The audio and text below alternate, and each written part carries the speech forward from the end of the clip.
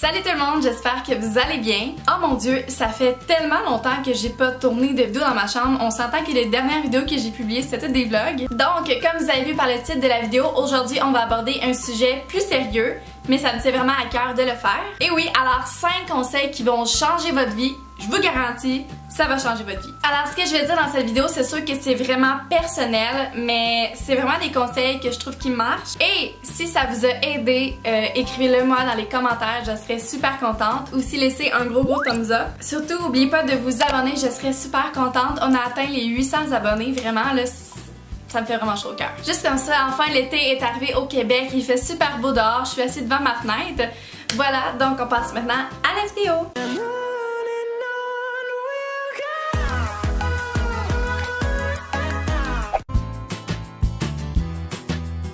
Le premier conseil que je peux vous donner, c'est d'apprécier ce qu'on a. D'abord, si vous voulez être une meilleure personne, vous devez absolument développer une belle attitude, une attitude positive envers ce que vous avez et ce que la vie vous donne. Vous devez l'apprécier. Si vous pensez 2 petites minutes, par exemple, à votre journée d'hier, je pense qu'une grande majorité de personnes vont penser aux bad luck qui leur sont arrivés, les petites choses négatives dans leur journée qui les a accrochés ou quelque chose de négatif majoritairement. Mais est-ce que ces moments-là, moins appréciés, les moments qui viennent en tête qui sont plutôt négatifs, étaient la majorité de votre journée? Je crois pas. Vraiment, la plupart du temps, l'humain focus sur le négatif, on va focuser vraiment sur les petites choses qui nous dérangent. Mais soyez plutôt fiers de votre journée.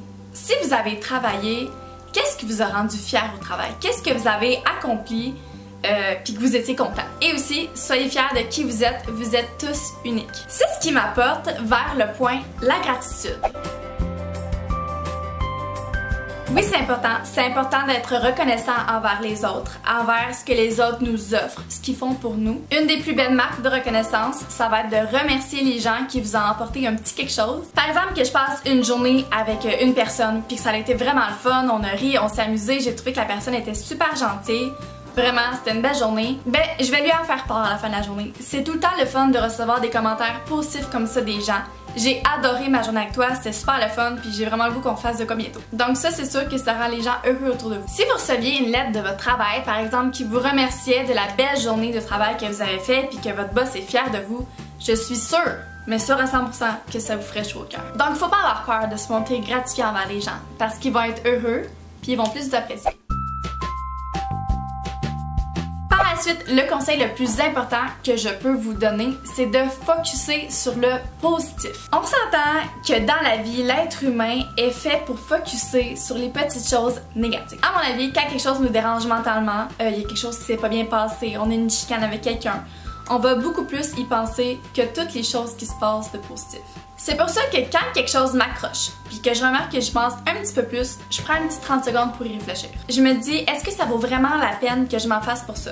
Est-ce que j'ai le temps dans ma vie d'avoir de la peine, de me faire de l'anxiété avec quelque chose qui m'a perturbée? La réponse est non. C'est non parce que j'ai une vie à vivre. Est-ce que j'ai le temps de focuser sur les trucs négatifs de ma vie? Pas pantoute. Aussi, ce que je vous conseille, c'est d'essayer de regarder les effets bénéfiques, les conséquences qui vont être positives sur ce qui se passe que vous appréciez moins. Parfois, il va en avoir, parfois, il n'y en aurait peut-être pas, mais ça, c'est la vie. Mais d'essayer de trouver des conséquences positives à ce qui vous a fait mal, ça va vraiment vous remonter le moral. Ensuite, ce point peut paraître égoïste, mais pas du tout. Pensez à nous avant tout. Parfois, il y a des situations de d'autres personnes qui vont vous affecter, que ce soit un proche qui est malade ou quelque chose qui est arrivé de négatif à votre ami. Vous devez primordialement être là pour vos proches. Les gens qui vous aiment, les gens que vous aimez, vous devez être là et les écouter, ça c'est sûr et certain. Parce qu'ils en ont besoin. Je crois que je peux parler d'un exemple personnel, donc on va parler de ma maman. J'en ai parlé seulement une seule fois sur ma chaîne, mais je vais vous en reparler parce que je pense que cet exemple-là marche super bien. Alors, j'ai une maman qui a une maladie grave et rare au sang qui a beaucoup affecté son cœur. Sa maladie peut présentement pas se guérir malheureusement et ça fait 6 mois qu'elle fait des traitements de chimio. Donc c'est très dur pour elle d'accepter le fait qu'elle est malade, la maladie. Et pour nous, ma soeur, ses enfants, c'est sûr que c'est vraiment difficile de savoir que notre mère est malade. Donc souvent, elle va me parler de ses tristesses, comment qu'elle se sent. Et là, je vais essayer de l'aider en lui parlant. Donc chaque fois qu'elle est déprimée, moi j'essaie toujours de trouver les choses positives dans sa vie, qu'est-ce qui va de bien. Mais là-dedans, c'est sûr que moi aussi.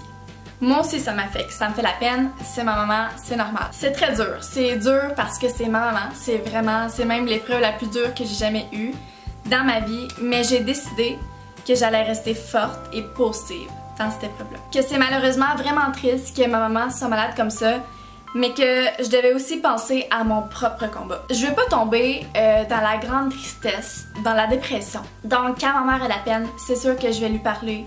Je vais regarder les choses positives comme je l'ai dit tantôt, mais je me crée une barrière pour pas trop que ça m'affecte. Donc en quelque sorte de penser à mon propre mental dans cette épreuve. Je me dis que je dois être là pour ma mère, je dois me battre avec elle, mais que ma vie continue.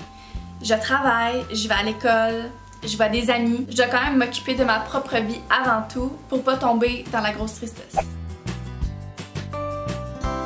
Et finalement, ça a peut-être l'air un petit peu cocasse, mais se parler avant de dormir. Donc ce conseil-là, c'est pour passer une bonne nuit de sommeil et être en paix avec vous-même. Je prends un petit 2 minutes parfois, je vous conseille de le faire à chaque soir.